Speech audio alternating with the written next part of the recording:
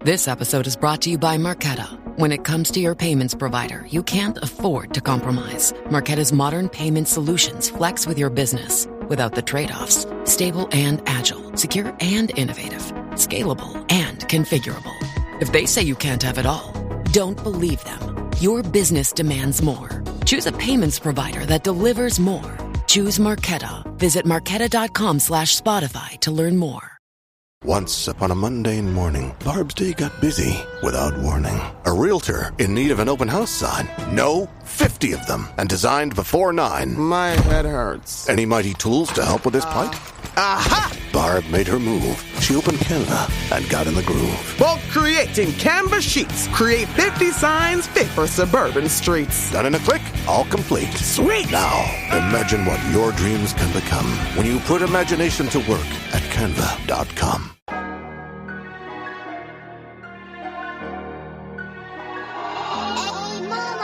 Mo's made a beat again.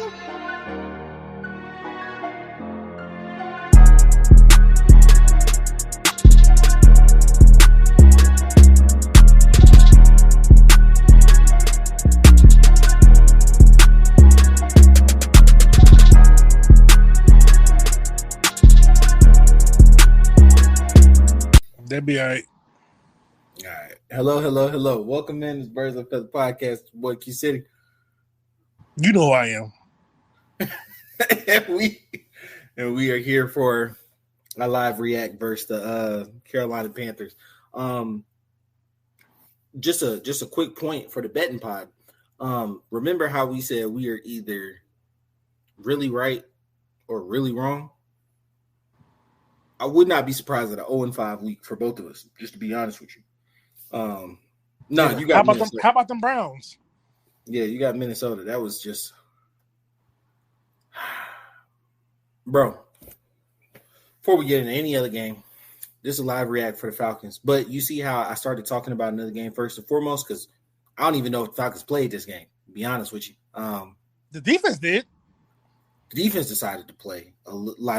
I'm pretty sure Tuesday's pod, I had some criticism for him after watching the film, but it's very hard to feel like they didn't come out and handle business. I think Penix's picks are going to look, I don't even think the picks. I think a lot of Penix's throws, film is not going to be kind to him. Film ain't going to be kind to him this week. Film ain't going to be kind to any player on the offense, really. Yeah, Mooney's dropping hella shit. Drake London's not really getting open. Pitts. I don't really like. Again, I'll reassess back when I watch film, but I didn't have any issues with Pitts though, because Pitts, he just, yeah. I think he had like 3 catches. I think you may have hit your over 17 and a half for longest reception. I think he only had 17, so I barely missed it. Oh, yeah, I know he had a longer catch. Like, it was just so Panthers win 30-0. Could not have been more on the wrong side of this game. In the wrong side of thinking that the offense was coming out, in the wrong side of thinking that our defense was really going to pressure and take over the game like they did versus Minnesota. I'm just gonna call it how it is. Like, the Carolina came up with a good game plan for our defense. They didn't hold the ball. They didn't allow it. Like, they decided to operate in a quick pass offense, because the best way to nullify a pass rush is to get the ball out of your hands quickly, and they did that. In the few times where they didn't get out quickly, Bryce Young was able to evade pressure to either get a first down, save a sack, or score a touchdown. And I think the other part that has to do with it is that you don't have to switch up your game plan at all when there is no pressure on you from the opposing offense to score, right? So, like, Carolina went through a pretty big lull in terms of, not being able to – it wasn't a whole bunch of 3 and outs, but it's not like they were zooming up and down the field, right? No. They were in field goal range, but just that's because of, like, some bad conversions by our offense, and we'll get to special teams in a minute here. But, like, you have no reason to not do 3 yards in a cloud of dust, short, quick passing game, live with a field goal if there is literally nothing coming from the other side of the field. In fact, Carolina's been on the other side of this multiple times, right? Like, literally the first 2 weeks of the season, Carolina was on the other side of this, where teams jumped out to a big lead and then got ultra conservative with the rest of their play calling, with the rest of their game calling, because why? Like, you're not scoring. Yeah. And it was depressing. It was a hard game to watch. I did stay for the whole thing. I was watching it with Orange, actually, for any long-time listeners. Yes, Orange is still around and kicking. I was watching it with him, and he was like, oh, they're just trying to pour salt in the wound when they went forward on 4th down. And I was like, no, I don't think it's salt in the wound. I think it's more so, if I don't get it, your offense hasn't done anything. You're at the 1. You haven't done anything all day. Like, you know what I'm saying? So, like, we saw Kirk today. I know you were like, you didn't expect to see him. For me, it's very similar to Raheem last year in Denver when we first saw Penix, where it was like, this game's over. It's no reason to leave your guys out there. Just go ahead. I understand that, but the thing is like, the first time they only pulled him. They kept everyone else out there. Yeah, for that first series. But that the second series is everybody's gone. But my thing is, if you have a young quarterback, get him more reps. Why pull him up with 10 minutes after the game? Get him some reps. Get some stuff in the game, but let him try to work through his issues. He's a young quarterback. Like, I think both of his picks were bad. I love Penix. Been super excited about him. Both of them were bad. Yeah, I mean, the thing about this, about the NFL, every quarterback's gonna have a bad game at some point. Yeah, no one escapes it. And I think previously in the past, it was his picks were not on him. Both of his today were squarely on him. The no look pick 6 was crazy work. But that wasn't the only pass where it felt like he was. I think Penix has a lot of trust in his receivers being where they're supposed to be, and that gets you a lot of those quote unquote late looking throws. People say it's no look. It's not a no look. It's just like he understands the offense and where people are supposed to be. He thinks they're supposed to be somewhere, and they're not on the same page. Like, there was one. Was it Mooney? It might not have been Mooney. It might have been Drake, where on the left side, he cut in for a curl to sit in the soft spot of the zone. Penix threw it toward the sideline. That was right? Ray. That was Ray. Yeah, it was just like. No, so that is because we weren't option routes, and they weren't on the same page on that particular route. Yeah. Penix was expecting him to cut out or sit, and Ray ran in. And to me, that's like, why are we not seeing the same thing, right? Like, that's not a blind throw. That's a more so like, I understand what's open. Why do you not understand what's open? You know what I'm saying? Type of deal. And that's just not on the same page. And who's to say either one was right? Because like Ray may have sat down in that zone saying like, hey, this is the open spot that's going to keep me safe. You know, Carolina did a good job speeding up Penix today, which is, I can't say it's irregular because they held last week, Arizona, they held to like a low rushing total that their secondary was getting cooked. We couldn't take advantage of their secondary today, not in a meaningful way. But I really want to get to the third phase of the game. If you'll humor me for a minute. I think we cursed it because we came on here letting go of Koo, talking about we found our kicker. 2 field goals missed. That's first and foremost. 5-5 last week, 2 field goals missed, 2 very makeable field goals. I don't think either one was either one 50 plus? I don't know. I don't think so. I don't think either one was 50 plus. So, no field goals made. When fielding the ball, we had 2 kick returns within the 15-yard line, not within the 15-yard line. And then we recovered a muff punt and came away with no points. It's hard to feel like this may be a burn the tape type of game, but it was all bad. and all, I will say, in all 3 phases. Yeah, he missed a 55-yarder. It was 55? Yeah. Okay. And he just banged 54 last week. I mean, kickers miss kicks. Wow. Yeah. No kicker in the history of the game ever made all of them. And just, it was deflating. It was deflating. That first one, it was deflating. Raheem's face after the second one was crazy. Like, you can see him on the sideline. He was just like, I can't be going through this again. I mean, what the good thing is, it ain't Parker's fault. They got their ass well whooped. So whether he made them or missed them, it really wouldn't made them. The only difference would have made is we wouldn't have got shut out. Yeah, and I am a firm believer in, like, if you make like a game-winning field goal, every play contributed to that game-winning field goal, right? So, like, if you score on that first drive, does that change how the Panthers play? If you scored on the second drive, does that change how the Panthers play? We'll never know. In my mind, it usually does. Like, when an offense can put pressure on another team, that changes their play calling. But, honestly, we won't know. We got shut out. The score is a score. Your record's your record. Right. We're in a position where we're third. We'll see after the Saints play, but we are third in the division right now. Well, the Saints are losing 35-3 right now. So, oh Jesus!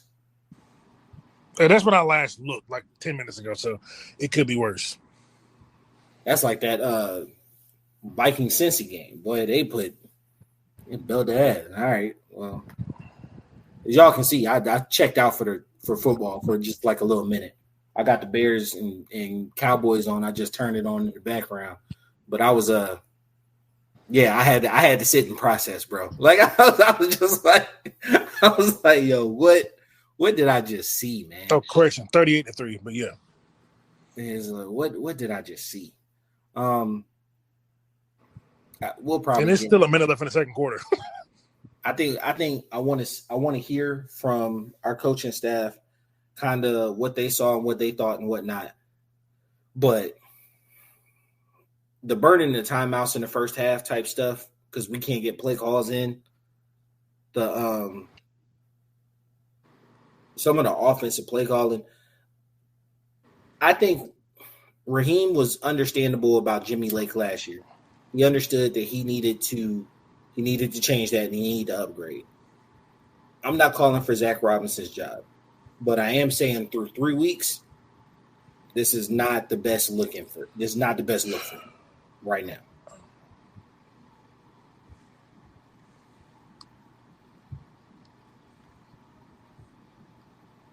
You good?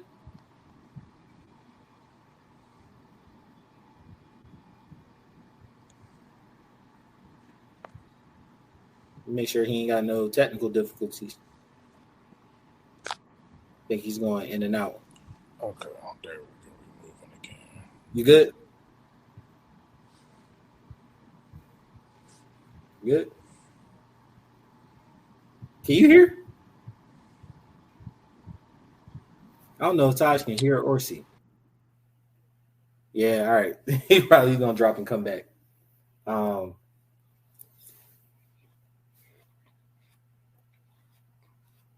Yeah, you guys.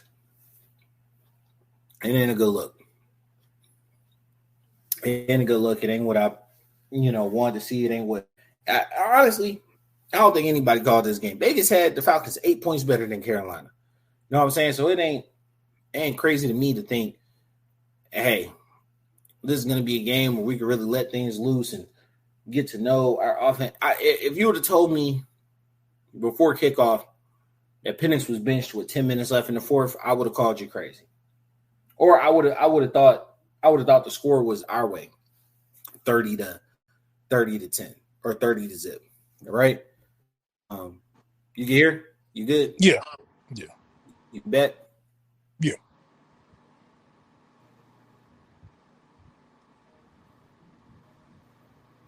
I was saying Raheem made a good decision to understand that Jim Lake was not who the defensive coordinator, right? And understood that he needed to upgrade at that position. I'm not calling for Zach Robinson's job at this exact moment, but I do think some look in the mirror moments might need to happen. Because over 3 weeks, this is not the best outings for him. So yeah, because I'm not excusing Penix at all, but Zach Robinson is not really doing him any favors by getting the play calls in late so consistently. There's no reason why most of the time we're getting to the line with 10 seconds left, and then all the plays call for motions. So like Penix don't have any time to see what's going on with the defense, or even check out of something bad. Exactly. And one of the things that people raved about was his ability to command the huddle, command the line, and decipher quickly, right? And then like medium and deep accuracy. Those were his like, oh, we love these traits about you. You're negating like 3 of those by him walking to the line at 12 seconds. Right. Because it's like the thing that pissed me off today was they called a timeout because they couldn't get the play in, and then they still had to take a penalty. Delay again. Because they couldn't get the play. Like, yeah, that's ridiculous. That is ridiculous. Now they're saying that Penix was having headset issues with the headset, but I could overlook it if it was only today. It happened last week too. It happened in the first game. We burnt a timeout in all 3 games in the first half. This game wasn't last week too in the first half. Last week did too, and so I think this week was 2 of them. And so that's my main thing is that we're consistently burning timeouts because we can't get people together. Just like, I mean, in the offense, it's a combination of a couple of things. Because like, first and foremost, the offense didn't execute, but Zach Robinson also didn't put him in the best position to execute. However, I like Ray, but we need another receiver. I saw Sills come in late. No, but no, we need a legit receiver. No. I'm saying I saw Sills come in late. I didn't see Casey today.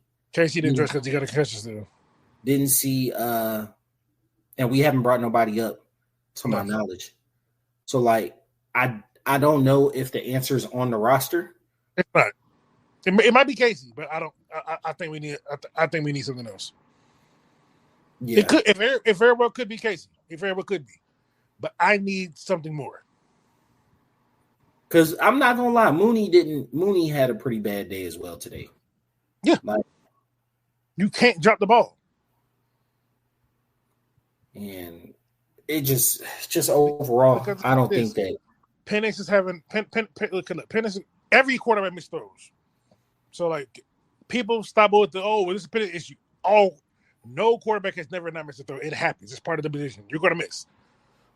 It's the human element of it. Now, Penix had his misses today, but he also had some stuff that should have been caught. Miscommunications. So it's like as bad as Penix did play, it wasn't all on him. It wasn't. I wouldn't say it's all on any one person. I think Bijan kind of did it today, and people talk about you're abandoning the run. Bro, you were down 20 to zip. Like, you cannot run the ball at that point in time. They honestly could have run the ball more than they did. A little earlier, yeah. But once you get to a certain point, you can't keep running the ball. Just is what it is. Just like, I feel like Zach Robinson's feel for the game is off sometimes, and it's easy to say that when like execution things happen, but like sometimes it's like you're running away from things that just worked. Like Bijan had 13 carries for 72 yards. Yeah, I was about to say Bijan was getting the yards today. He's gonna put up his third consecutive total yards of 100 yards a game. Yeah, he was moving out there. I think the thing that killed that motion was the non-converting on fourth downs was tough. Do I think so? One of them was like later in the game where you just automatically said like, "Hey, every down is 4-down territory." The other one was a sidearm that Mooney just couldn't get up under. Not Mooney, Ray couldn't get under, hit the ground. And then you didn't convert on 2 field goals, right? So like all those combined leads to being like, hey, we can't. I know it sounds secondary, but like we can't run the ball because like we got to pass it. We got to be super aggressive on the early downs, like all that type stuff. And I understand that from a play caller's mentality, but like when the game is still 13-0, you know what I'm saying? Like, don't run into that just yet. You know what I'm saying? Like, keep running the ball, keep plugging away. Carolina possessed the ball for a pretty decent amount of time today. They had a bunch of chipping away drives, but they weren't. You want to know something funny about all this? Bryce Young only had 211 yards or something like that. No, he had 110 yards. He was at 177. They had 220 of total offense. Who am I thinking of at 210 yards?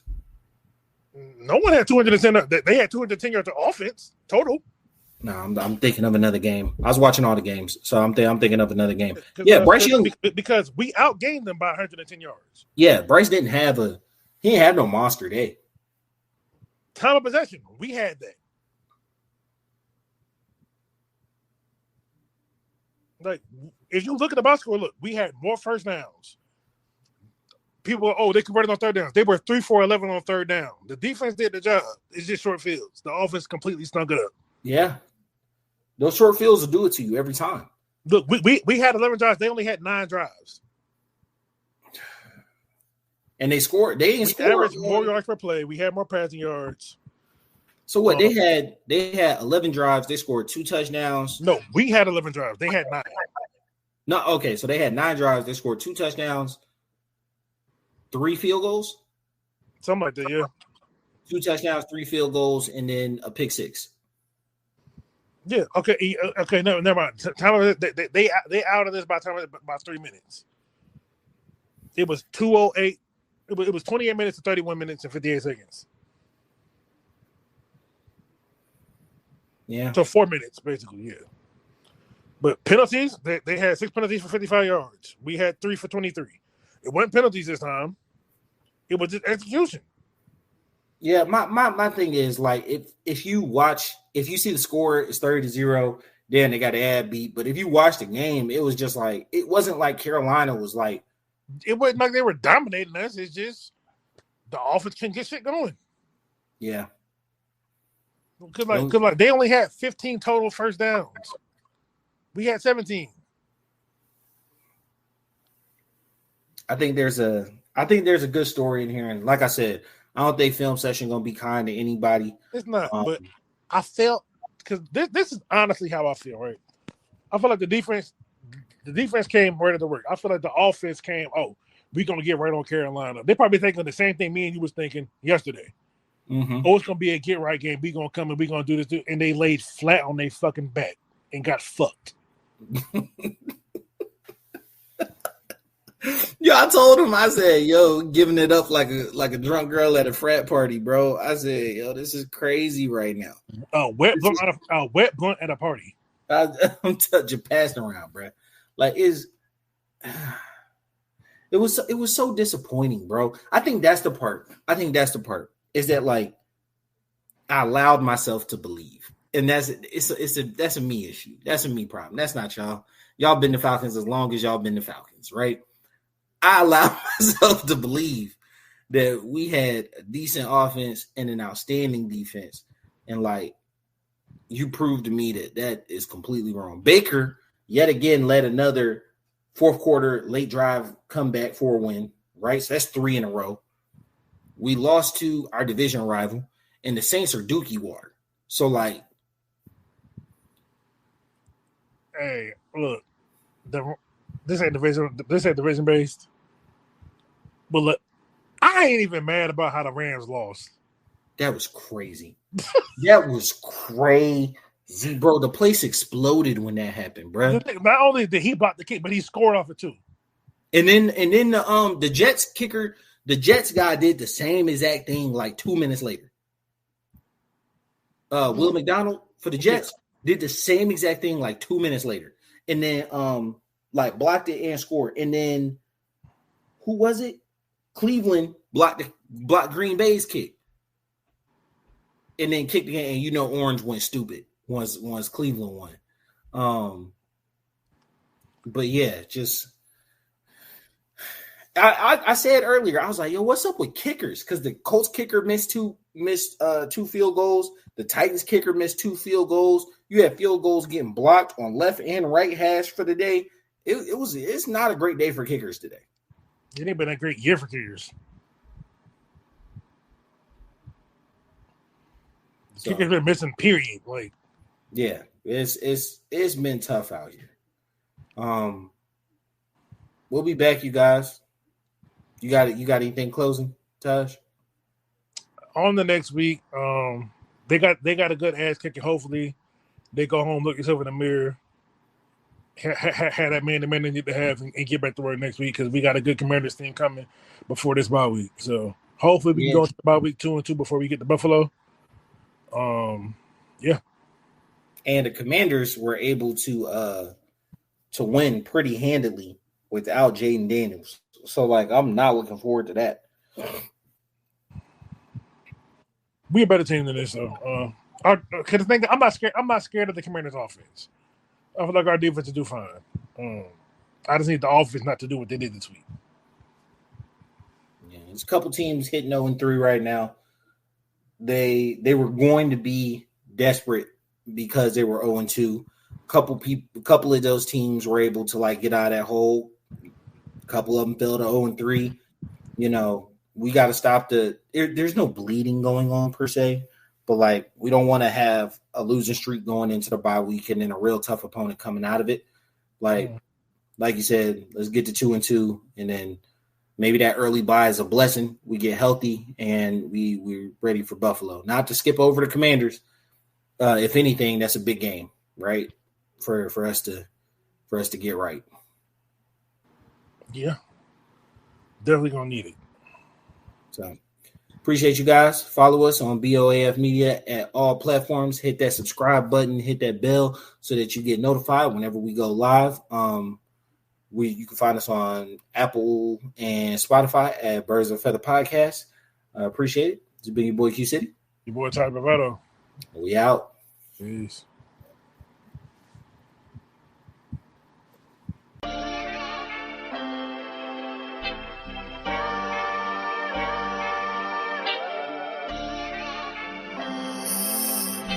Silence.